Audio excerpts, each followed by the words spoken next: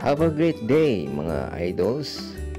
Tayo ngayon dahil Pasko at babagong taon, magpapalit tayo ng bagong gulong sa ating alagang motor.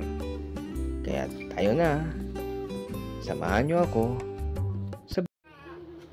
Have a great day mga idols. Merry Christmas in advance, Happy New Year.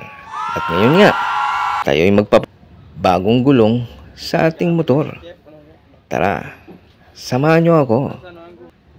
At ngayon, nandito nga tayo sa vulcanizing shop malapit sa amin. Wow! At yun nga guys, dumaan pala ako sa tindahan para bumili ng pangregalo sa aking nanay. Wow! Ayan, dito na tayo sa loob. Magpapalit na ng gulong. Pero mga kapatid, nahirapan si kuya dito. Kaya dito tayo. Ayan. Okay. Dahil nahirapan si kuya nung una nating pinuntahan.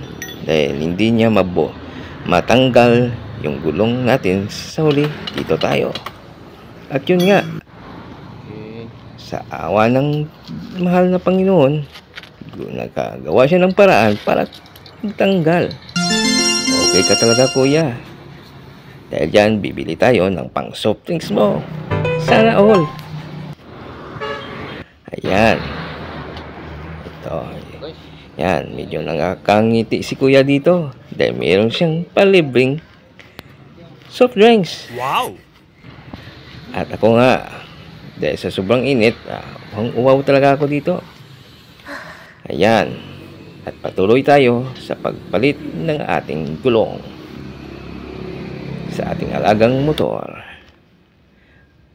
para sa long ride natin soon. Ayan.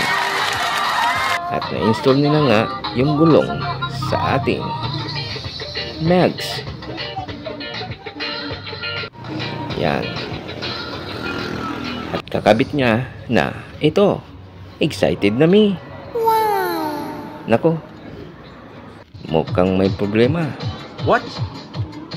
Dahil sa ating preno, medyo hindi masyadong kumapit. Pero dahil nga, believe ako kay kuya, gumawa siya ng paraan. At ito na nga, ang finished product niya. Sana all, maganda na yung gulong. Wow! At siyempre, paliguan muna natin yung alaga natin. Okay? Para mas lalong gumwapo. Sana all.